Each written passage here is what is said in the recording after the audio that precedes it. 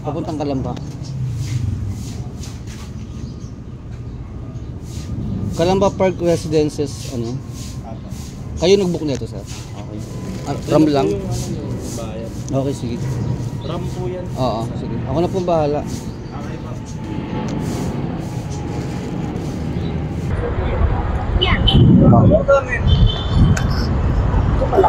Pasensya na, ma'am, ha. Salamat. So, binitin tayo ng 300 pesos. Sinukuyaan natin ng 10 pesos. 290 lang to, mga tol. Mamaya, pakita ko sa inyo, ha. Meron tayong booking, dalawa. Papuntang Kalamba. Goods tong ano natin, itong booking natin na dalawa papuntang Kalamba. Yung isang pinakamalayo na kuha natin, 53 kilometers mula rito sa mini BGC Taguig, no? Hanggang doon sa Kalamba. Yung isang booking natin 53 or 55 kilometers.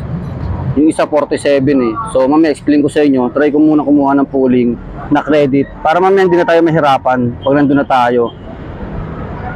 Madami kasing rider doon eh. Tapos konti yung booking nila. So babalikan ko kayo, mga tol, ha. Okay, mga tol, wala akong mahanap na pooling. Siguro gagapangin ko na lang, no. Priority kasi itong isa eh. Ito, pakita ko sa inyo ito. Itong 417 pesos na yan, papuntang Kalamba, PC parts lang, ano yan, RAM lang, RAM. Naka-priority yan. Kasi itong isa, regular lang. Itong Taguig Kalamba rin, 290. Makati, Taguig, papuntang Kalamba. So ito, priority. So siguro ang gagawin ko, mga tol, gagapang ako, no. So kahit sa Muntinlupa na tayo siguro kumuha ng ano, pooling na credit, no. Papuntang San Pedro o Binyan. Basta makakuha tayo ng credit para mamaya hindi na tayo mahirapan. So ganun muna yung plano natin, no. So dalawang booking tayo, parehas Kalamba. Isang 417 pesos tsaka isang 290. So ayun nga, pinakamalayo 53 kilometers, mga tol. Pakita ko sa inyo yung booking natin. Ito lang siya, oh. Documents, parang isang bond paper to. Yan. Tapos itong isa, RAM lang, mga tol. Sana hindi mabasa. May tubig tayo eh. Hindi naman siguro yan. So let's go, mga tol. Sana makakuha tayong pooling mamaya. Credit. So yun yung mission natin ngayong araw, no. Sana matapos natin to ng ano. Anong oras na ba? Yan, mag-alas 10 pa lang, oh. 9:45 or 9:50. So sana matapos natin to tanghali, kahit alas 12 o 12:30, no. Malayo kasi to eh.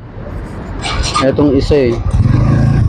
Itong 417 pesos. Sa inyong 53 kilometers, mga tol. So tara, dahil lalamove tayo ngayon, mga tol.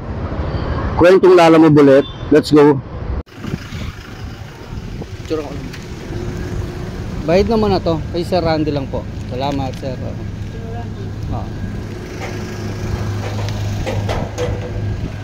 Lang, sir. Pahinga lang din ako. Ano to, sir? Ano ba? PC parts po. Oo. RAM stick po. Oo, okay. Teka lang. I have 17 po. Ayun. Meron akong ano, sandaan. Sige po.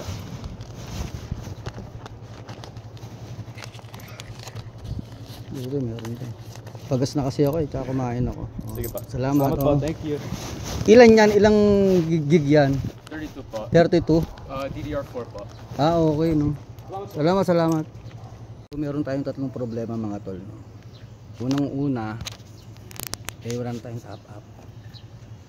Pangalawa, mas marami yung rider dito sa Laguna, lalo dito sa Kalamba, kaysa sa nagbo-booking, no. So ang pangatlong problema missing ako dito sa may baba ng baba ng dila. Ang sakit. Hindi tuloy ako makahirit sa mga customer. Ang hirap ng uto. So puro sakto yung bayad nila sa atin ngayon, 417 tsaka 290. Di ba? Kapag palagay natin meron tayong 700 papunta rito na kinita, no, di ba? Hindi na masama. Dalawang Kalamba. Oras pa lang mag-aalauna. 12:45, parang 2 oras natin biniyahe. Tatlong oras. Pwede na rin, hindi na masama.